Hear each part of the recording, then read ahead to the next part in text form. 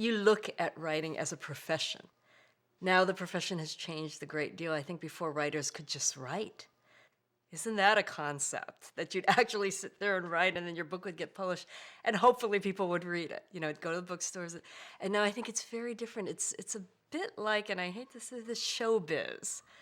I think it's easier for authors who can go out into the public. And I think it's much more difficult for those authors who need to be away from that kind of energy. It is a bit of a shock to go from the kind of abnormal privacy of writing a novel where it's just you and all these characters living in a kind of other world. It's very close to schizophrenia. To go from that into suddenly being out on the road and talking to people and promoting your book and getting reviews. So you kind of go from an abnormal privacy to an abnormal public life, both of which are a little off balance. And I think there are some writers for whom that transition is nearly impossible to make. That time sometimes is harder for me. I may seem sociable, but I'm not really. If there's more than 6 people in a room, it's already a crowd. It introduces an alien anxiety into my life that I did not really anticipate.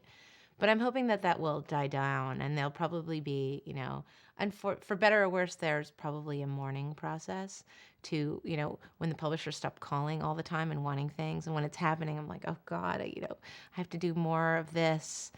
And yet there's a transition into the quiet space of writing because it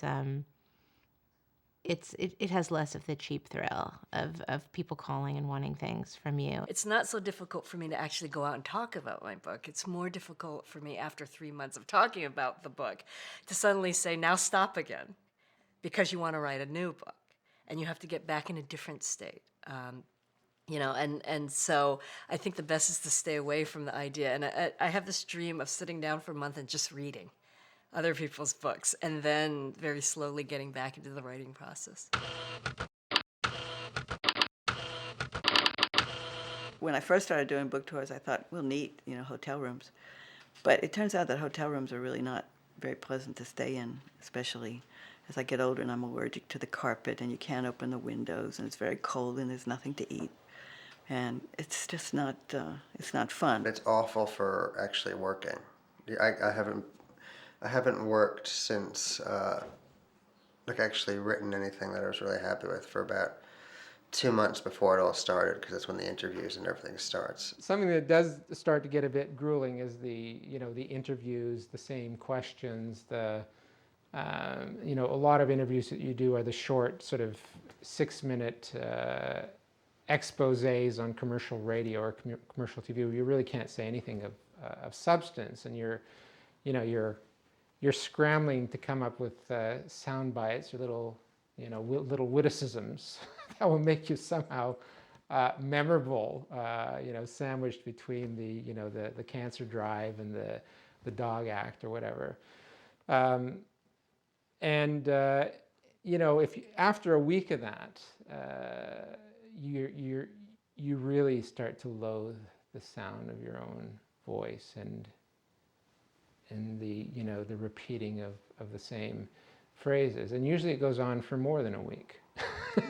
So, and you have to keep doing it. You have to keep saying the same sorts of things, and after a while you start making things up. You start changing your answers.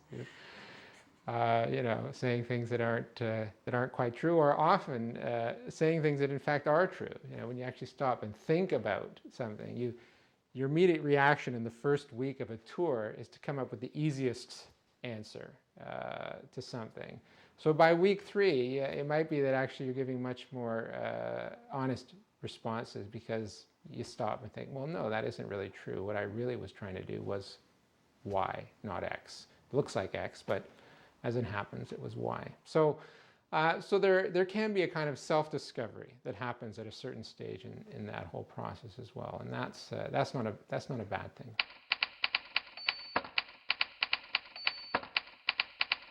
One of the joys of being a writer is the travel.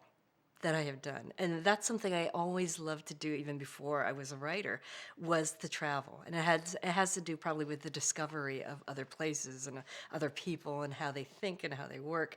And so I hadn't realized to be a writer I would see the world. I get hundreds, thousands of letters, and from different places in the world. And I feel that everywhere I go, I have these unknown friends that will come forward. And that's what I get when I do the book tours. For me, that's great. Just to remind yourself that there are people out there reading this, and you're not in an asylum somewhere just talking to yourself, imagining voices and conversations, that there are people out there that read your work, and that's who you're...